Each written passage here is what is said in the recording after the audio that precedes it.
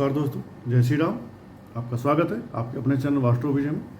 आज हम बात करने वाले हैं सूर्य देवता का जो गोचर होने वाला है कल से, अर्थात 17 सितंबर से जो सूर्य देवता का गोचर बदलने वाला है।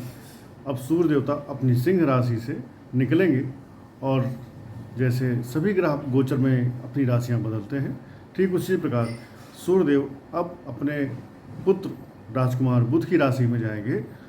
और यहाँ से जाने से क्या होगा, सूर्य देवता की राशि में है बुध महाराज, बुध महाराज की राशि में जा रहे हैं सूर्य देवता। तो पिता पुत्र का ये राशि परिवर्तन भी हो रहा है आगामी 3 अक्टूबर तक के लिए, क्योंकि 3 अक्टूबर को फिर से बुध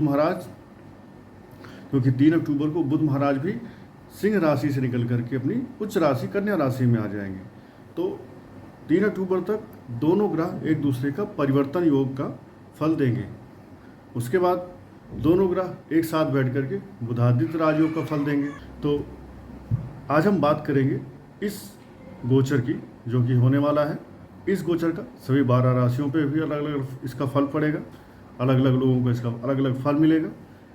उसके अलावा आप मुझे जानते ही हैं, मैं आपका वास्तु विजय।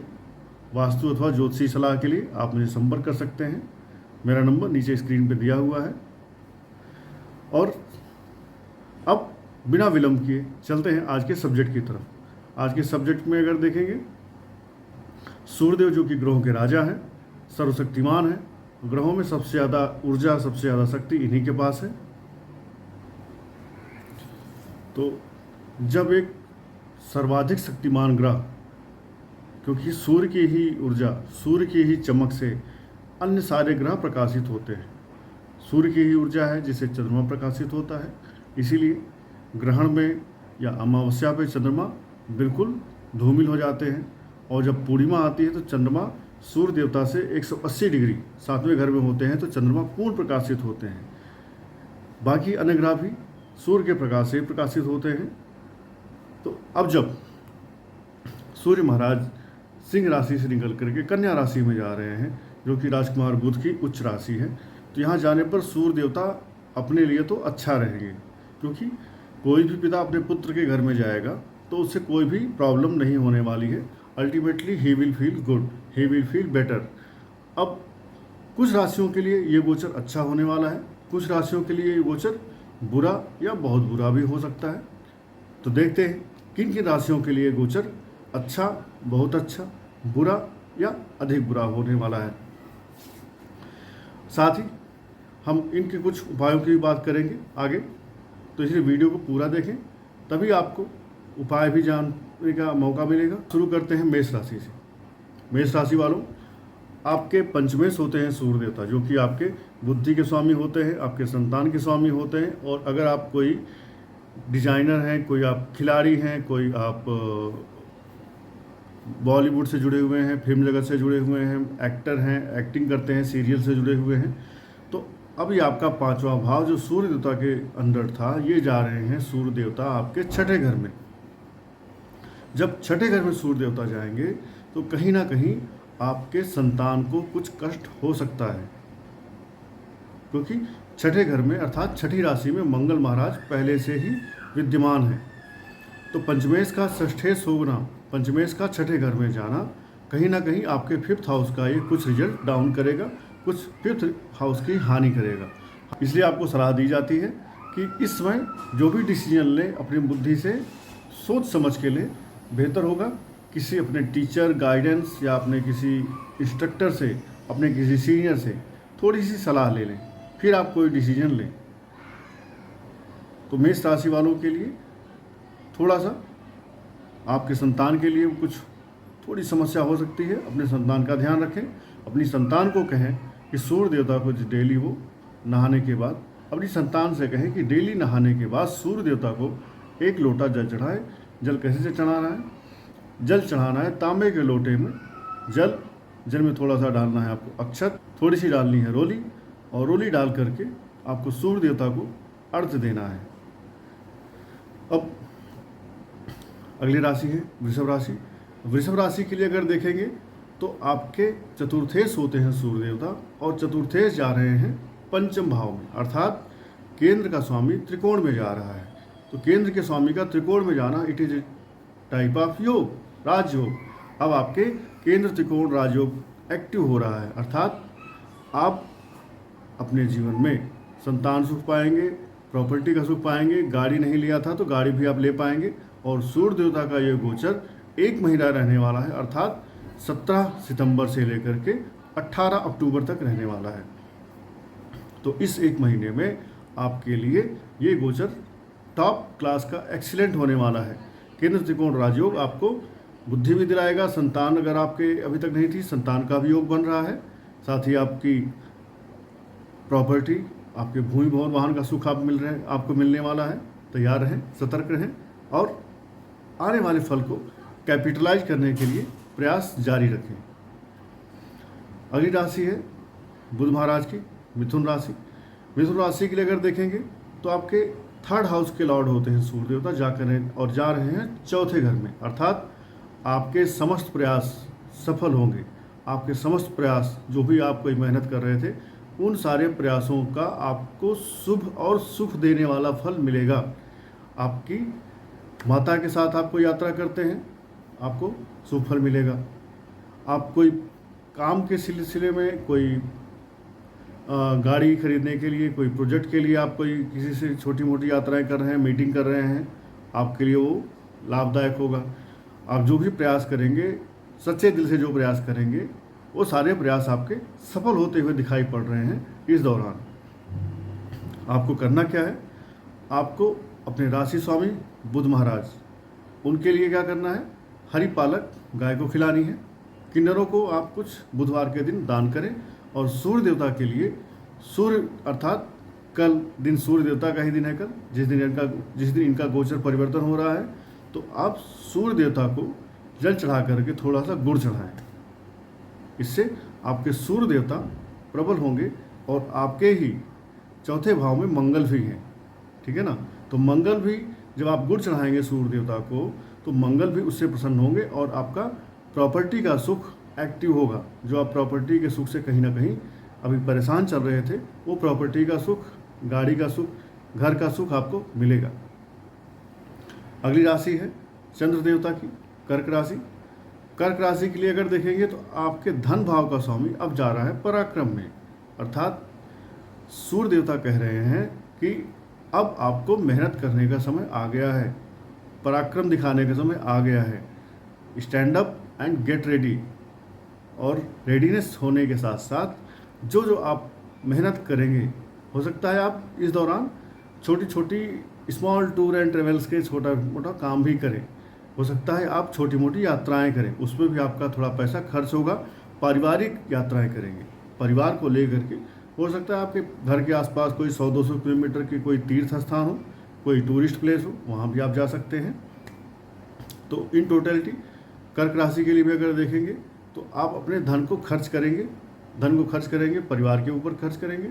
आप छोटी छोटी यात्राएं करेंगे, इनसे भी आपको आनंद मिलेगा, यात्राओं का आनंद रहेगा। इसके अलावा आप अपने पैसे को अपने छोटे भाई बहनों पर खर्च करेंगे, अपने पड़ोसियों पे भी कुछ पैसा आप खर्च कर सकते हैं इस दौरान। इसलिए ध्यान आपको रखना है वो पैसा आप जो खर्च कर रहे हैं सही जगह हो रहा है या नहीं, क्योंकि पैसे का सदुपयोग करना बहुत आवश्यक है। जो पैसा आपने सदुपयोग किया वो पैसा इन्वेस्ट हुआ, जो पैसा आपने मिसयूज किया वो पैसा आपका वेस्ट हुआ। सो चॉइस इज योर्स, क्या आपको करना है। अब अगर देखेंगे अगली राशि सिंह राशि। सिंह राशि के स्वामी सूर्य देवता अपने से सेकंड जा रहे हैं। इट मीन्स सिंह राशि के जातकों का आने वाले समय में, सिंह राशि के जातक अब पैसा पाएंगे, पैसा कमाएंगे। सरकार से जुड़ा हुआ आपको कोई ग्रांट मिल सकता है, सरकार से जुड़ी हुई कोई आपको स्कीम का लाभ मिल सकता है, सरकार से जुड़ी हुई कोई आपकी पेमेंट फंसी हुई थी, रुकी हुई थी, वो पेमेंट अब आपको मिलने के टाइम बन रहे हैं, मिलने के योग बन रहे हैं। गवर्नमेंट रिलेटेड या कोई आपका सीनियर ऑफिसर था जहाँ पर आपका कोई फंड रुका हुआ था, कोई पेमेंट रुकी पड़ी थी, कोई चेक रुका पड़ा था। यदि आप किसान हैं, आपका कोई अनाज आपने बेचा था, उसका पैसा रुका हुआ था, या आपकी कहीं से कोई स्कॉलरशिप आने वाली थी गवर्नमेंट से, या कोई स्कीम का लाभ आपको मिलना था गवर्नमेंट से, वो सारे आपको मिलते हुए दिखाई पड़ रहे हैं। तो सिंह राशि वालों, आपके लिए ये गोचर एकदम एक्सीलेंट जाने वाला है। अभी तक सिंह राशि में थे सूर्य महाराज स्वराशि के थे, अब ये धन भाव में जा रहे हैं। तो धन भाव में जाने की वजह से आपका धन भाव एक्टिव रहेगा। हाँ, आपके परिवार में थोड़ा सा माहौल गर्म हो सकता है, क्योंकि सूर्य और मंगल दोनों ही हॉट प्लैनेट आपके कुटुंब भाव में जा रहे हैं। तो आपके परिवार में लोगों में थोड़ी सी हॉट टॉक होने के चांसेस दिख रहे हैं। अपने परिवार के लोगों के साथ सामंजस्य बना के रखें, उन्हें ज़्यादा पानी पीने को बोलें, उन्हें बोले वो पानी ज़्यादा पिएं, उन्हें बोलें दही खाएं, उन्हें बोले कूल माइंड रहें, ठंडे दिमाग रखें, क्योंकि ठंडा दिमाग नहीं रखेंगे तो जो सूर्य देवता आपको कुछ गवर्नमेंट से फंड दिला सकते हैं, गवर्नमेंट बॉडी से आपको जो प्रॉफिट दिला सकते थे, वो पैसा आप कहीं खर्च करेंगे गलत कामों में। ठीक है। नेक्स्ट साइन है बुध महाराज की कन्या राशि। कन्या राशि के लिए अगर हम देखेंगे तो यहाँ पर सूर्य देवता आपके द्वादश भाव के स्वामी होते हैं, बैठ रहे हैं आपके लग्न में। इट मीन्स इस दौरान हालांकि सूर्य देवता और बुध महाराज आपस में राशि परिवर्तन कर रहे हैं, तो थोड़ा सा सूर्य देवता आपका नुकसान कम करेंगे। फिर भी द्वादश भाव का स्वामी जब लग्न में बैठता है, 6, 8, 12 का स्वामी जहाँ भी बैठता है उस भाव की वो कहीं ना कहीं हानि करता है, कुछ उस भाव में फलों को वो कम करता है। तो द्वादश भाव का स्वामी जब कन्या राशि वालों के राशि में बैठ रहा है तो आपका कुछ ना कुछ व्यय होगा, अर्थात कहीं आप हॉस्पिटलाइज हो सकते हैं, आपका पैसा कहीं खर्च हो सकता है, किसी समस्या में आप फंस सकते हैं, बीमार हो सकते हैं, या कोर्ट कचहरी के चक्कर में भी आपके पैसे कहीं पर खर्च हो सकते हैं। इट मीन्स पैसे की बर्बादी कहीं पर हो सकती है। इसलिए आपको क्या करना है, आपको सूर्य देवता का आदित्य हृदय स्तोत्र मंत्र पढ़ना है सूर्य देवता को अर्घ्य देने के बाद पूरे महीने भर। ठीक है। नेक्स्ट साइन देखेंगे तो शुक्र महाराज की तुला राशि है। तुला राशि में अगर देखा जाएगा तो आपके लाभ भाव का स्वामी आपके व्यय भाव में आ रहा है, अर्थात सूर्य देवता आपके लाभेश होते हैं, बैठ रहे हैं आपके व्यय भाव में।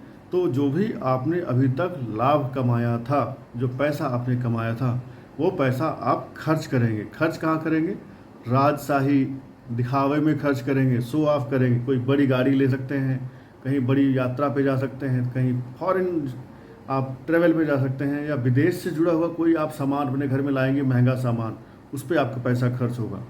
और ऐसा भी हो सकता है कि आपके बड़े भाई, आपके फ्रेंड्स, उनके भी ऊपर आप कुछ पैसा खर्च करें, उनका भी हेल्थ ख़राब हो सकता है, उनसे भी थोड़ा आपको हेल्थ और उनके हेल्थ का केयर करने के लिए आपको थोड़ी सी सलाह उन्हें देनी है कि वो अपने हेल्थ का ध्यान रखें। बाकी देखेंगे तो सूर्य देवता 12th हाउस में जब आते हैं तो आपको विदेश से धन भी दिला सकते हैं। ठीक है। लाभ भाव का स्वामी द्वादश भाव में आया है, तो जो लोग विदेश से जुड़ करके या विदेश की सरकारों से जुड़ा हुआ कोई काम कर रहे हैं, उनके लिए टाइम लाभप्रद होगा, लाभदायक होगा, और they will enjoy this period. फिर द्वादश भाव का स्वामी बुध महाराज लाभ भाव में है, तो लाभ से खर्च करेंगे और खर्च से लाभ होगा, ऐसा भी आप कह सकते हैं। मीन्स जो इन्वेस्ट अगर आप कोई इन्वेस्ट कर रहे हैं फॉरेन में या फॉरेन से जुड़ी हुई किसी कंपनी में, किसी मल्टीनेशनल कंपनी का शेयर आप ले सकते हैं। क्यों? क्योंकि शेयर के कारक बुध महाराज आपके हुए द्वादशेष बैठ रहे हैं आपके लाभ भाव में, और लाभ भाव के स्वामी बैठ रहे हैं व्यय भाव में। तो आपको शेयर मार्केट से, सट्टे से, लॉटरी से, जुए से भी कुछ लाभ हो सकता है, और आप इन्वेस्टमेंट करते हैं फॉरेन से जुड़ी हुई किसी कंपनी में, उससे भी आपको लाभ हो सकता है। तो पॉजिटिव एंड निगेटिव दोनों पहलू हैं। आपको अपने बड़े भाई, अपने दामाद, अपनी बहू, उनका भी ख्याल रखना है, उनके हेल्थ का ख्याल रखना है, और अपने पैसे को राजशाही खर्चे में खर्च करना है आपको, ये आपका गोचर कहता है। अब खर्च कब करना है, कितना करना है, ये तय आपको करना है। अगली राशि है मंगल महाराज की वृश्चिक राशि। वृश्चिक राशि के लिए अगर देखेंगे तो आपके कर्म क्षेत्र के स्वामी लाभ भाव में जा रहे हैं, तो आपके लिए ये गोचर बेहद शानदार होने वाला है। क्यों होने वाला है? क्योंकि यह आपके राशि के स्वामी मंगल महाराज, आपके कर्म क्षेत्र के स्वामी सूर्य देवता दोनों लाभ भाव में बैठे हुए हैं। ठीक है, तो you are going to enjoy this period. आप जो भी काम करेंगे, आप नौकरी करते हैं, बिजनेस करते हैं, पार्ट टाइम कोई जॉब करते हैं, पार्ट टाइम में कोई आप अकाउंटिंग करते हैं, ट्रेडिंग करते हैं, हर चीज़ से आपको लाभ होने वाला है। तो वृश्चिक राशि वालों, आपके लिए ये टाइम बेहद शानदार होने वाले हैं। अगले 1 महीने, इस दौरान आपको जो भी काम करेंगे उस काम से लाभ होगा। लिख के रख लीजिए और कल से ही अपने उस प्रयास पे जुट जाइए जहाँ जहाँ आपको इन्वेस्ट करना था टाइम या पैसा, और लाभ लेने के लिए आप प्रयासरत होना चाहते थे या होना चाहते हैं। तो वृश्चिक राशि वालों, be ready to enjoy your coming 1 month. अगली राशि है गुरुदेव बृहस्पति की, धनु राशि। धनु राशि वालों के लिए अगर देखेंगे तो आपके लाभ भाव का स्वामी जा रहा है आपके कर्म भाव में। इट मीन्स आपका धनु राशि वालों के लिए अगर देखेंगे तो आपके भाग्य भाव का स्वामी आपके कर्म भाव में जा रहे हैं। ठीक है, तो आपका भाग्य आपको आपकी जॉब में, आपके कार्य क्षेत्र में प्रयास और अच्छे करवाएगा। आपको भाग्य का लाभ मिलेगा, भाग्य से आपको नौकरी मिलेगी, भाग्य से आपके कार्य क्षेत्र में आपका प्रमोशन होगा, भाग्य से आपके कार्य क्षेत्र में आपकी ख्याति बढ़ेगी, आपका नाम बढ़ेगा। क्यों? क्योंकि सूर्य देवता नेम और फेम भी देते हैं, राजा हैं। तो आपके कार्य क्षेत्र में आपका नाम होगा, लोग आपको इस 1 महीने में प्रमोट करेंगे, लोग आपकी बड़ाई करेंगे आपके कार्य क्षेत्र में, आपके बड़े कामों के लिए, अच्छे कामों के लिए। अपने वर्क प्लेस पे अगले 1 महीने में आप सूरज के जैसे चमकते हुए दिखाई पड़ेंगे, यदि आपने इस टाइम को सही यूटिलाइज कर लिया तो फिर सोचना क्या, टेंशन कैसी। धनु राशि वालों, आपके लिए भी ये टाइम शानदार होने वाला है। आपका भी 9th हाउस का जो लॉर्ड है 10th हाउस में जा रहा है। दैट मीन्स केंद्र त्रिकोण राजयोग आपके लिए भी बन रहा है अगले 1 महीने के लिए। और 9th हाउस होता है सबसे मजबूत त्रिकोण होता है, 10th हाउस सबसे मजबूत केंद्र होता है। इट मीन्स दोनों स्ट्रांग हाउसेस का कनेक्शन बन रहा है। It means you are going to enjoy your next 1 month. Just be prepared and चक दे फट्टे, नब दे गिल्ली। जो भी आपके टारगेट हैं, आपका भाग्य आपको सपोर्ट कर रहा है, उन्हें कंप्लीट कर डालिए। आपका भाग्य, आपका राशि का स्वामी दोनों ही आपको सपोर्ट कर रहे हैं। अगर आपको इस 1 महीने के दौरान कहीं कोई समस्या, कोई दिक्कत महसूस होती है तो आप हनुमान जी की शरण में जाएं, उन्हें गुड़ और चने का भोग लगाएं, जिससे आपके मंगल को प्रबल शक्ति मिले। और सूर्य देवता की शरण में जाएं, उन्हें जल चढ़ाएं, जल के साथ उन्हें लाल मिर्च जो होती है, लाल मिर्च के दाने, वो भी उन्हें चढ़ाएं। इससे भी आपके सूर्य देवता अच्छे होकर के, मजबूत होकर के आपको प्रबल फल देंगे। अगली राशि है शनि देवता की 10 नंबर की, अर्थात मकर राशि। मकर राशि के लिए देखेंगे तो आपके 8th हाउस का स्वामी बीमारी का, कष्ट का और हिडन प्रॉब्लम्स का जो स्वामी है वो आपके 9th हाउस में आ रहा है। इट मीन्स आपके पिता का ध्यान आपको रखना है। आपके पिता से संबंधित कोई समस्या आपको परेशान कर सकती है। अब सूर्य देवता है तो सूर्य देवता इंसान को हड्डी की, आँख की या बाल की या फिर हार्ट की ऐसी समस्याएं सूर्य देवता देते हैं। इसलिए अपने पिता की अगर आप कंप्लीट बॉडी चेकअप कराएं, अपने पिताजी का कोलेस्ट्रॉल चेक कराएं। सूर्य और मंगल दोनों ही हॉट प्लैनेट हैं, तो ये जहाँ बैठेंगे उस प्लैनेट को हॉट करेंगे तो पित्त संबंधित कोई रोग हो सकता है। पित्त संबंधित रोग से आपका कोलेस्ट्रॉल होता है, कोलेस्ट्रॉल बढ़ेगा, हार्ट अटैक का चांस बढ़ेगा। तो मकर राशि वालों, आप अपने पिता के स्वास्थ्य का ध्यान रखें। यहाँ पर आपके लिए एक सलाह ये है। दूसरी सलाह ये है कि आपका जो 8th हाउस है, जब वो 9 से कनेक्शन बनाएगा, तो अगर आप कोई ऐसे काम में हैं जो 8th हाउस का काम है, तो आपका भाग्य अब सपोर्ट करेगा, आपका भाग्य आपको आगे लेके जाएगा। तो आपके लिए ये टाइम अच्छा भी हो सकता है, बशर्ते आप योगा, प्राणायाम, इन्वेस्टमेंट, बैंकर, लॉयर या ज्योतिष शास्त्र में हैं, या आप कोई डॉक्टर हैं, कोई रिसर्चर हैं। यदि आप इन कामों से जुड़े हैं तो आपका भाग्य अब आपको सपोर्ट भी करेगा। आप कोई मैन्युफैक्चरिंग का काम करते हैं, जहाँ पर मैन्युफैक्चरिंग की जाती है, तो भी आपके लिए टाइम अच्छा होने वाला है। अदरवाइज आपको अपने पिता का स्वास्थ्य का ख्याल रखना है, लिख लीजिए कहीं पर। वैसे भी सूर्य देवता पिता के कारक होते हैं, तो आपको अपने पिता का जितना ही आप ख्याल रखेंगे उतना ही आपके सूर्य देवता अच्छे होते रहेंगे, आपके लिए शुभ फल देंगे। अगली राशि है शनि देवता की ही कुंभ राशि, जहाँ पर शनिदेव खुद विराजमान है। शनि देवता की मूल त्रिकोण राशि। अब यहाँ पे देखेंगे तो आपके 7th हाउस का जो लॉर्ड है वो 8th हाउस में आ रहा है। तो कुंभ राशि वालों, आपको इस दौरान अपने लाइफ पार्टनर का ख्याल रखना है। आपके लाइफ पार्टनर को कुछ समस्याएं आती हुई दिखाई पड़ रही हैं। अपने लाइफ पार्टनर को बोलें कि वो अपने आप को कूल माइंड रखे, ठंडा रखे, ज़्यादा पानी पिए, कोलेस्ट्रॉल ना बढ़ने दें।